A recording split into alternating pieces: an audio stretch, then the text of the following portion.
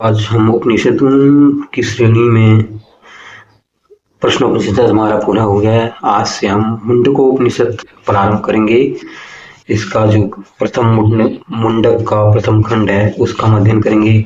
जैसा कि आप सबको पहले ही बताया गया है, जितने भी उपनिषद हैं उनका सबसे पहले पाठ शांति पाठ से शुरू होता है कि वहाँ पर गुरु और शिष्य प्रार्थना करते हैं हमारे अंदर कोई राग ना आए, कोई देश ना आए, हम ज्ञान की तरफ मिलके बढ़े, एक दूसरे से ईर्ष्या न करें। जैसे ये शांति पाठ में पढ़ रहा हूं एक बार।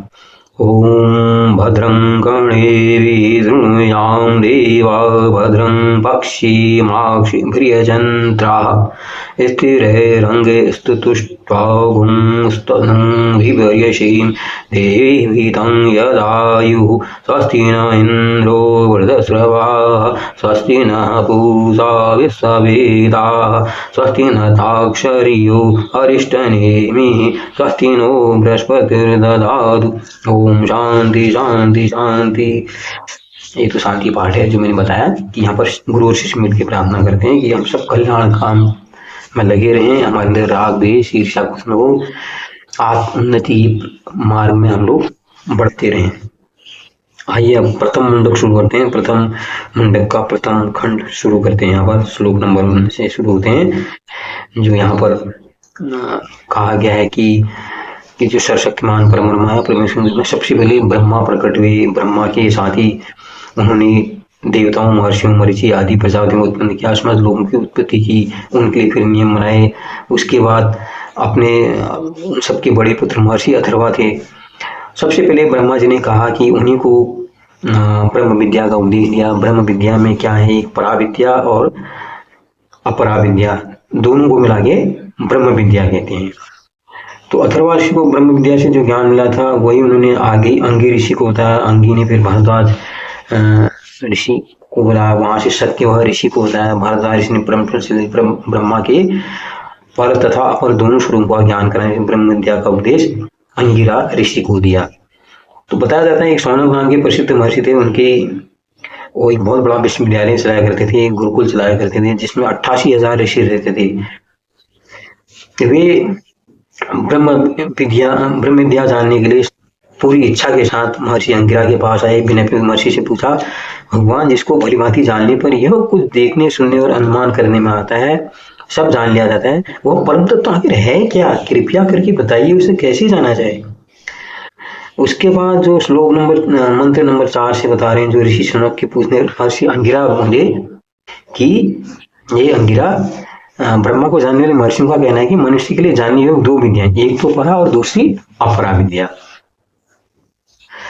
अब उसमें बता रहे हैं, जो महर्षि अंगी बता रहे हैं कि क्या है आगे, जिनके द्वारा इस लोक और परलोक संबंधी भोगों उनकी प्राप्ति के साधनों ज्ञान का प्राप्त किया जाता है। भोगों की स्थिति, भोगों के उपयोग करने पर कहा, भोग सामग्री की रचना, उनके उपलब्ध कराने के नाना साधन, इसके अलावा अपरा विद्या है। जैसे ऋग्वेद, यजुर्वेद, सामवेद, अथर्ववेद, चारों वेद, इनमें नाना प्रकार के यज्ञ की विधि, कर्म कांडों का विस्तार पूर्वक वर्णन है। जगत के सभी पदार्थों, विषयों का वेदों भली भांति वर्णन किया गया है। ये सारी चीजें, उनका उच्चारण क्या है, उनकी उपदेश की शिक्षा क्या है, यज्ञ भाग आदि की विधि है जिसको कल्प कहते हैं। वैदिक और लौकिक शब्दों की अनुशासन, प्रकृति विभाग, बोध शब्द साधन प्रक्रिया, शब्दबोध के प्रकार, शब्दों के प्रयोग, इसको व्याकरण कहते हैं। जो वैदिक शब्दों का केस है, उनके अमुक पद अमुक वस्तु का वाचक है, यह बात कारण से ही बताई गई है, उसको निरुक्त कहते हैं। वैदिक छंदों की जाति भेद बताने वाली विद्या को छंद कहलाती है। ग्रह नक्षत्रों की स्थिति के साथ आप सब जानते हो ज्योतिष विद्या कहलाया जाता है। इस प्रकार वेद और वेदांग, इनका नाम अपरा विद्या है। और जिनके द्वारा परम ब्रह्म अविनाशी परमात्मा का तत्व ज्ञान होता है वह परा विद्या है। उसका वर्णन भी वेदों में है। अतः परा विद्या की अंशों को छोड़कर बाकी सब क्या है, वो परा विद्या है। तो पराबंधन क्या है, जो ब्रह्म के बारे आत्मज्ञान की जो ज्ञान है उसको परा विद्या उसको कहा गया है, जिसमें परमात्मा का तत्व ज्ञान होता है। इसके बाद जो छठा मंत्र है, इसमें परम ब्रह्मा परमेश्वर के निराकार स्वरूप का वर्णन किया गया है। इसमें ये कहा गया है कि वो ज्ञानेंद्रियों द्वारा जानने में नहीं आते, न कर्मेंद्रियों से पकड़ में आते हैं। वे गोत्र आदि उपाधियों रहित तथा ब्राह्मण आदि वर्ण भेद रंग एवं आकृति सर्वथा रहित हैं। वे नेत्र कान आदि ज्ञानेंद्रियों हाथ पैर आदि कर्मेंद्रियों से भी रहित हैं तथा वे इतने सूक्ष्म हैं कि वो अंतरात्मा रूप से सब में फैले हो, कभी नाश नहीं वाले, सर्वथा नित्य हैं। समस्त प्राणियों में ऊपर परम कारण को ज्ञानी जन सर्व परिपूर्ण देखते हैं। हम छोटी छोटी कहते हैं हमारे धूल कण यहाँ बैक्टीरिया आकाश में यहाँ पर जो जीवाणु वगैरह हैं दिखते नहीं हमारी आंखों से, वो कहते हैं उसके अंदर भी ब्रह्मा है, इतने सूक्ष्म है वो, ये हमारी आंखों से भी दिखाई नहीं देते हैं। और उसके बाद श्लोक नंबर 7 में है, इसमें दृष्टांतों द्वारा बात समझाएगी। 3 दृष्टांत इसमें दिए गए हैं। क्या क्या दृष्टांत है? यहाँ पर जड़ और चेतना संपूर्ण जगत क्या है, उसके कारण क्या है, उसका उदाहरण जैसे मकड़ी के द्वारा उदाहरण से बताया गया है कि जैसे मकड़ी अपने पेट में स्थित जाले को बाहर निकाल कर फैलाती है, फिर उसे ही निकल जाती है, और वो परम ब्रह्मा परमेश्वर अपने अंदर सूक्ष्म रूप से लीन हुए जड़ चेतनमय जगत को सृष्टि के आरंभ में नाना प्रकार से उत्पन्न करा के पाते हैं। जो हम यहाँ पर बिग बैंग थ्योरी वगैरह कहते हैं ना, छोटा सा कण था, भयंकर ब्लास्ट हुआ, तो देखो यहाँ पर क्या है, उन्हें जाले की तरह पूरा अपने अंदर में ले लिया। जब उनको लगता है कि सूक्ष्म रूप से लीन हुए चेतन जड़ रूप को सृष्टि के आरंभ में नाना प्रकार से उत्पन्न करके फैलाते हैं, प्रलय काल में पुनः उसको अपने में लीन कर लेते हैं। ये गीता के अध्याय नंबर 7 के श्लोक नंबर 7 और 8 में भी बताया गया। और दूसरा इसमें उदाहरण क्या गया है, धरती में जैसे अन्न तृण वृक्ष आदि औषधियों के बीज पड़ते हैं, उसी प्रकार की भिन्न भिन्न चीजों वाली यहाँ पर फल फूल या औषधियां वहां पर प्राप्त होती हैं।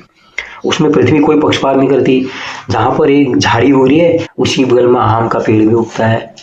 इतनी कमाल की बात है। इसको यहाँ जीवों के विभिन्न कर्म रूप यहाँ पर कहा गया, कर्म रूप जीवों के विभिन्न कर्म रूप बीजों के अनुसार ही भगवान उनसे भिन्न भिन्न योगियों में उत्पन्न करते हैं। जैसे एक विषैले पौधे के बीज से विषैला पौधा ही पैदा होगा, फल के उससे फल पैदा होगा, औषधि के बीज से औषधि पैदा होगी, उसी प्रकार के यहाँ पर कर्मों को कहा गया। यहाँ पर जो कर्म है उनको बीज का रूप दिया। जैसे आप कर्म करोगे उसी तरह से आपकी उन्हीं योनि में आपका जन्म होगा। यहाँ पर किसी प्रकार की विषमता निर्दयता का कोई भी दोष नहीं बताया गया है।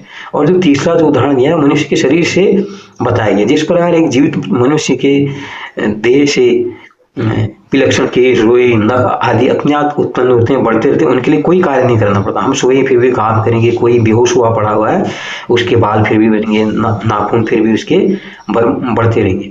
उसी प्रकार परम ब्रह्मा परमेश्वर से यह जगह स्वभाव से समय पर उत्पन्न होता है, विस्तार को प्राप्त होता है। इसके लिए भगवान को कोई प्रयत्न नहीं करना पड़ता है। जो आप भी आजकल कभी थ्योरी पढ़ोगे ना कि ये यही है, पहले वो भयंकर विस्फोट होता है, दोबारा फिर संकुचन होता है, कुछ कुछ उसी तरफ से लगता है। और उदासीन की तरह स्थित रहने वाला परमेश्वर कर्म में लिप्त नहीं करते हैं। अब जो श्लोक है 8 उसमें कहा गया है मंत्र श्लोक में, अब जगत की रचना का समय आता है तो उसमें ब्रह्मा परमेश्वर संकल्प रूप तप से अपनी वृद्धि को प्राप्त होता है, अर्थात उसमें विद्युत रूप वाली सृष्टि के निर्माण का संकल्प होता है। जीवों के कर्म के अनुसार परम ब्रह्मा परमेश्वर जो सृष्टि आदि में स्फुरणा होती है उसको मानो उन्हीं का तप। यहाँ पर जो बिग बैंग टाइप में कह रहे थे वो विस्फोट कह रहे ना, मानो उनका तप है। उनके स्फुरण होते ही भगवान ने तो पहले अत्यंत सूक्ष्म में रहते हैं, उनकी अपेक्षा स्थूल हो जाते हैं, अब विस्तार शुरू हो रहा है। तो वे सृष्टिकर्ता ब्रह्मा परम ब्रह्मा का रूप धारण कर लेते हैं। ब्रह्मा सब प्राणी की उत्पत्ति वृद्धि करने वाला अन्न उत्पन्न होता है, फिर अन्न से कर्ण से प्राण मन कार्य रूप आकाश आदि पंच महाभूत समस्त प्राणी उसके वासस्थान भिन्न भिन्न कर्म और उन कर्म से असंभव सुख दुख का फल इस प्रकार संपूर्ण जगत में उत्पन्न होता है।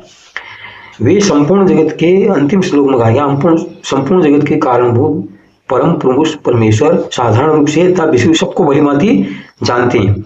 उन परम ब्रह्मा का एकमात्र ज्ञान ही तप है।